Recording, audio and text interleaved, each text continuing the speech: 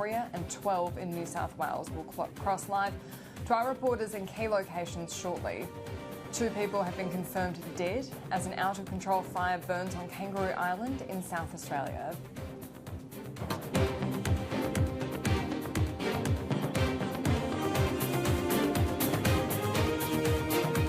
This is Weekend Live. Welcome to Weekend Live. We begin with the unfolding bushfire crisis. 2 people are dead in a blaze burning on Kangaroo Island in South Australia. The number of emergency warnings are increasing across the southeastern states as temperatures soar and wind gusts pick up. Here's what we know so far. In Victoria, 13 emergency warnings are in place. Thousands of people remain in bushfire danger zones. In New South Wales, there are 12 emergency warnings. The Princes Highway is closed in several places south of Nowra. 3,000 personnel are on the ground and 31 strike teams are on standby. Crews are also on alert in South Australia, Tasmania and Western Australia. We have our reporters standing by in the key bushfire locations. This hour we begin in Victoria. Our reporter Patrick Merrill has been travelling around the East Gippsland area. Pat, what's the situation there now?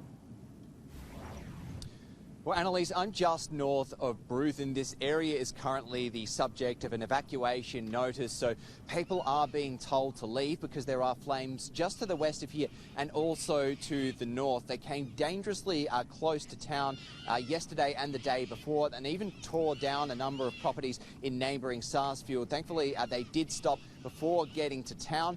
There was some worry that those flames might come back this way, but southwesterly winds are currently pushing that fire to the north and the northeast. So at the moment, the fire, which is a couple of kilometres just behind me, is heading towards Buchan South.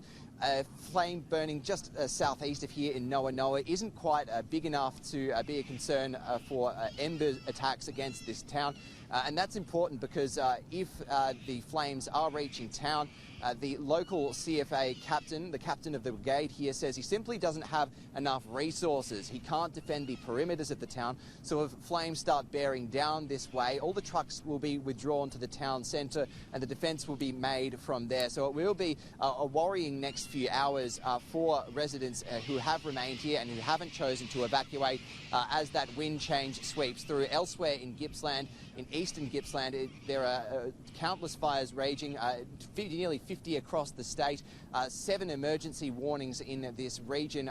Lots of people have evacuated. We saw a flood of people leave through Bairnsdale yesterday. That continued today as they did continue to heed the advice to evacuate from that East Gippsland region.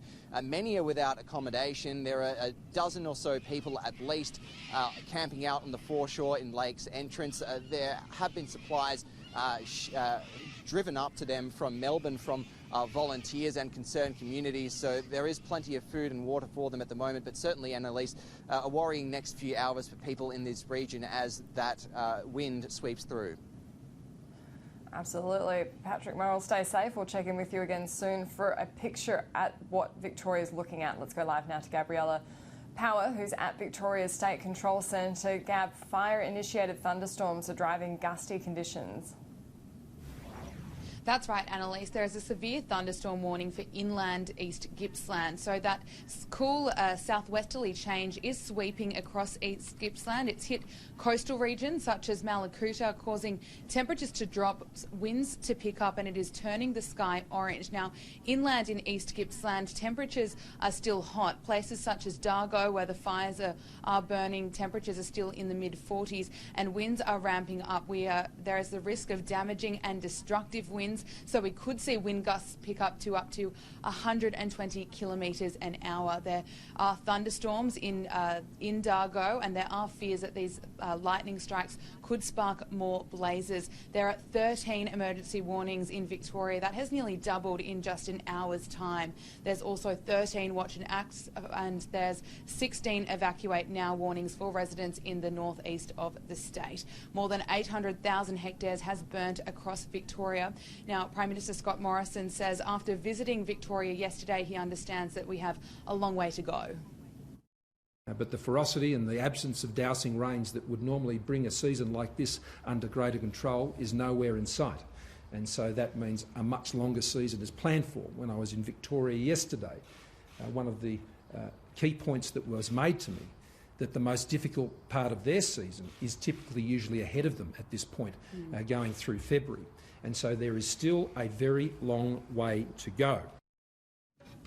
21 people remain unaccounted for in East Gippsland. That number could change throughout the day as more reports are made. We are standing by to hear from an update from authorities. It's likely to be just after 4 o'clock, and that's where we will get the latest figure on how many people remain unaccounted for in that region. We know that firefighters have not been able to access all communities. There are at least 16 isolated communities that firefighters have been unable to reach. Victoria is still in a state of disaster. It will remain in a state of disaster for at least the next 5 days. Authorities are warning residents in those 6 local government areas that if it is safe to leave now, they must do so.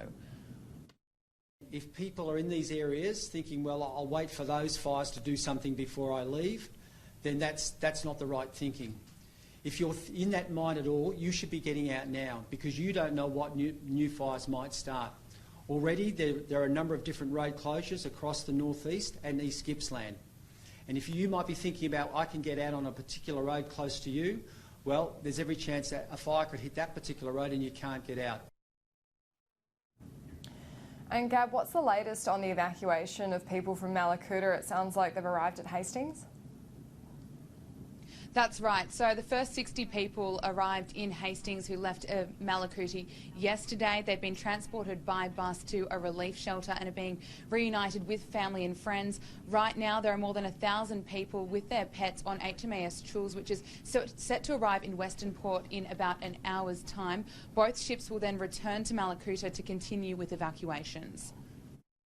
There are still people at Malakuta, and we've got additional 30 police going in there today to support the community locally there. That will involve community meetings as well. We also have a plan for a number of aircraft to go into Malakuta today. A poor air quality alert has been issued for parts of Victoria as thick smoke blankets the state. Authorities are encouraging all Victorians to download the Vic Emergency app to stay up to date and monitor conditions.